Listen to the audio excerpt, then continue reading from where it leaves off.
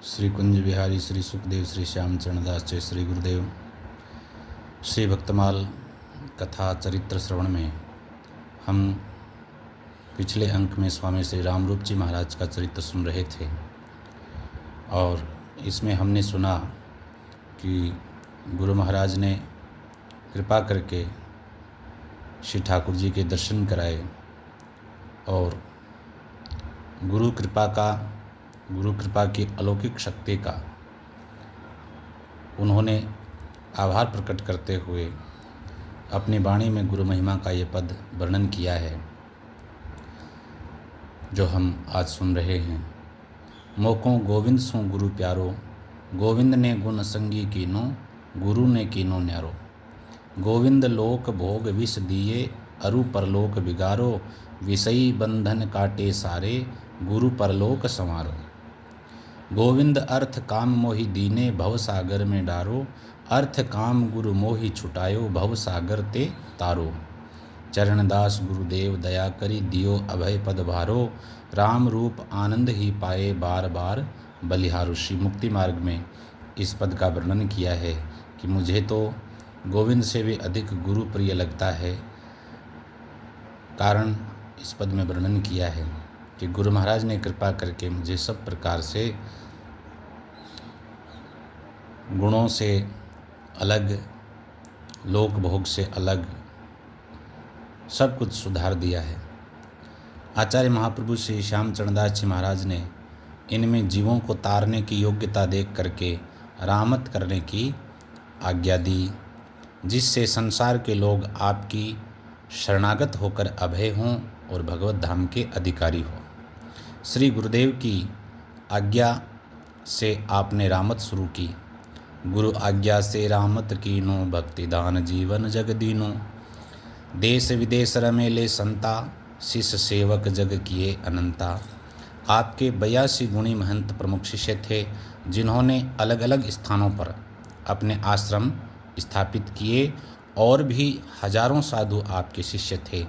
इस प्रकार शिष्य शाखा का विस्तार करके आपने भगवत भक्ति का खूब प्रचार किया। रामत करते हुए ही उन्होंने अद्भुत प्रेम रस से सराबोर करने वाली तथा रसिक संतों भक्तों के मन को भाने वाली वाणी लिखी। आपके मुख्य 2 ग्रंथ हैं। श्री गुरु भक्ति प्रकाश, जिसके नाम से ही स्पष्ट है कि गुरु भक्ति, गुरु सेवा के बिना हृदय में उस प्रकाश का प्राकट्य नहीं होता जो भगवत दर्शन के लिए आवश्यक ही नहीं, अनिवार्य है। इसमें उन्होंने अपने गुरुदेव श्री आचार्य महाप्रभु श्याम चरणदास जी महाराज का जीवन चरित्र लिखा है। दूसरा प्रधान ग्रंथ है मुक्ति मार्ग। इसके भी नाम से ही स्वाभाविक जाना जा सकता है कि इस ग्रंथ में उन्होंने मुक्ति पाने के मार्ग का निदर्शन जो है सरल रूप में प्रस्तुत किया है, जिसे पाना परम पुरुषार्थ माना गया है। दोनों ही वाणियाँ बड़ी अद्भुत हैं। श्रोता वक्ता के मन को हरने वाली, ज्ञान वैराग्य सहित भक्ति उत्पन्न करने वाली है। लीला सागर में श्री रामरूप जी के बड़े गुरु भाई ध्यानेश्वर श्री जोगजीत जी ने लिखा है कि आपकी वाणी श्री महाप्रभु जी के सब शिष्यों की वाणियों में सबसे सुंदर और सरस है। शिष्य श्री महाराज के रचना बानी कीन, उन सब से सुंदर सरस स्वामी जी कथदीन। स्वामी जी की वाणी अन्य सब शिष्यों से सुंदर और सरस है। इसके अलावा आपके द्वारा रचित जैमिनी अश्वमेध पर्व, महाभारत से संबंधित श्री शुक जन्म लीला, आमिष निवारण और प्रतिपदा पड़वा महात्म्य आदि रचनाएं भी प्राप्त है। एक बार रामत करते हुए श्री सुखदेव जी महाराज ने इनको स्वप्न में दर्शन दिए और पास में स्थित पर्वत की गुफा में स्वयं श्री सुखदेव जी की मूर्ति होने की बात कही और उस विग्रह को दिल्ली ले जाकर विधि सहित मंदिर में पधराने और पूजा करने की आज्ञा दी। स्वामी रामरूप जी महाराज प्रातः उठकर के संतों को साथ लेकर पर्वत की उस गुफा में गए, जहाँ श्री सुखदेव जी महाराज की बहुत सुंदर मूर्ति थी। सभी ने दंडवत करी और भगवान सुखदेव जी की जय जयकार करते हुए उस विग्रह को सिंहासन पर पधराकर दिल्ली ले गए और विधि विधान से प्रतिष्ठा करवाकर पूजा अर्चना शुरू कर दी। आज भी यह श्री विग्रह मंदिर में विराजमान है। स्वामी रामरूप जी को एक बार खाकी नागा संतों की जमात मिल गई। खाकी महंत ने उनसे परंपरा, उपासना, मुक्ति, तीर्थ, धाम, व्रत, धर्म आदि के संबंध में प्रश्न किए। तब आपने उनकी जिज्ञासा का समाधान करते हुए श्री शुक संप्रदाय के सिद्धांत से उन्हें अवगत कराया। महज 2 छप्पे में उन्होंने संप्रदाय के समस्त सिद्धांत को संक्षेप में स्पष्ट कर दिया है। राधा कृष्ण उपास्य धर्म भागवत हमारो, निज वृंदावन धाम मुक्ति सामीप्य निहारो, तीर्थ गंगा जान व्रत 11 को धारो, क्षमाशील संतोष दया नित ये विचारो।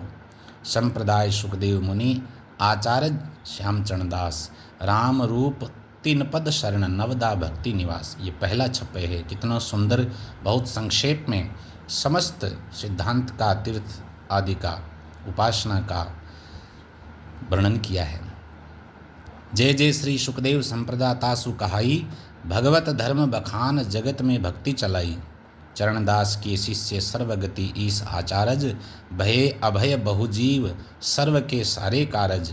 संप्रदाय यह 5वीं द्वारे है बहुभांति ही, राम रूप लागो शरण जब मन आई शांति ही। ये दूसरा छप्पे है।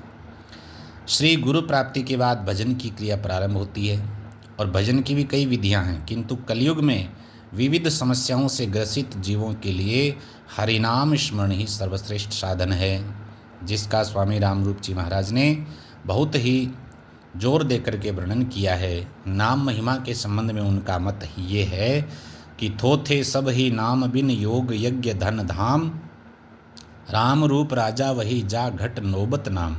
सुमिरन सम दौलत नहीं राम रूप कली माही, तन मन से भजिए सदा तीनों ताप नसाही। स्मरण के अलावा श्रेष्ठ कोई दौलत नहीं है।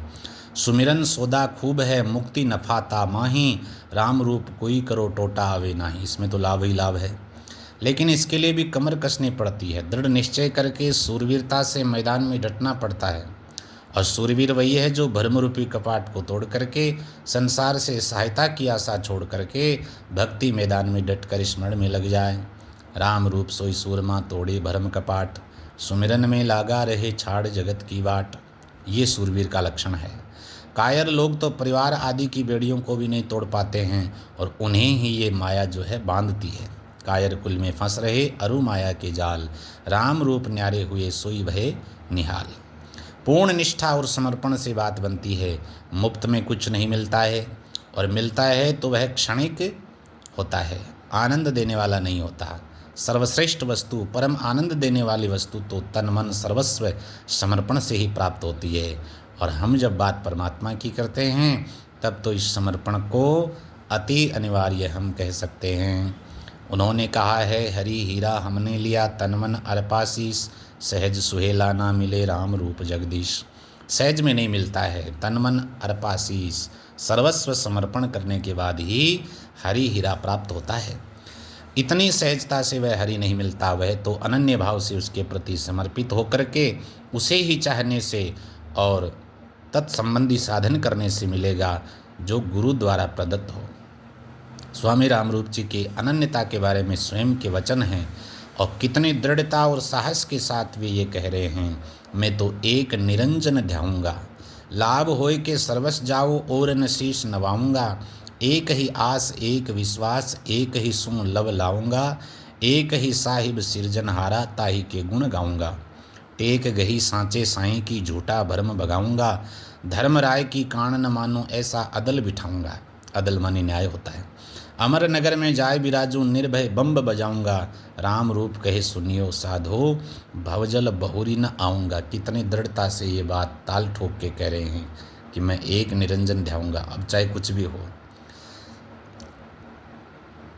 कितना प्रबल आत्मविश्वास है, इतनी अनन्यता हो तब साधक का काम बनता है। एक भगवान की शरण ग्रहण किए बिना और एक भगवान का भजन किए बिना इस जीव की गति नहीं, उसे बार बार जन्म मृत्यु के चक्र में आना पड़ेगा। स्वामी श्री रामरूप जी ने अपने जीवन के 26वें वर्ष में स्वयं का आगे का जीवन लिख दिया था, और उन्होंने परम धाम जाने का माह है मिति संवत समय सब सूचना करके अपने संत महंतों को अपने वचनामृत से सदुपदेश दे करके संतुष्ट किया। यह उनकी त्रिकालज्ञता का जो है आदर्श रूप है। इसमें उन्होंने भविष्य का कथन किया था।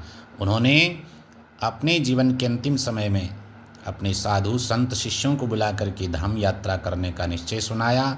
संतों ने पूछा, महाराज आप किस विधि से धाम गमन करेंगे? तब स्वामी जी ने उत्तर दिया, मैं चाहूँ तो इस शरीर को 1000 वर्ष तक रख सकता हूँ, मैं चाहूँ तो सशरीर धाम चला जाऊँ, परंतु मैं योग विधि से युक्ति पूर्वक देह त्याग करूँगा। यही गुरुदेव की मुझे आज्ञा है। आप प्रभु आज्ञा दई, राम रूप मान लई, दशम द्वार प्राण तजों यही मोह सुहात है। श्री स्वामी रामरूप जी महाराज एक बार दिल्ली की गद्दी अपने शिष्य श्री सिद्धराम जी को सौंप करके बेरी गांव हरियाणा के लिए प्रस्थान किए। मार्ग में हरियाणा में ही एक गांव पड़ता है मेहराणा, जहां श्री रामरूप जी एक रात संतों के संग रुके थे। तो गांव के लोग उनके दर्शन और सत्संग से इतने प्रभावित हुए कि उन्होंने अपने गांव में स्वामी जी का मंदिर बना दिया, जो आज भी वर्तमान है। मेहराणा से चलकर वे बेरी ग्राम जिला झज्जर हरियाणा पहुँचे। यहाँ कुछ समय तक रह करके लोगों को उपदेश किया। एक दिन उन्होंने अपने प्रिय शिष्य सिद्धराम जी को अपने पास बुला करके सिर पर हाथ रख करके कहा, अब हम धाम गमन करेंगे। यह संवत 1847 जेठ सुदी 12 बुधवार का दिन था, जिसका संकेत रामरूप जी महाराज ने पहले ही सबको कर दिया था।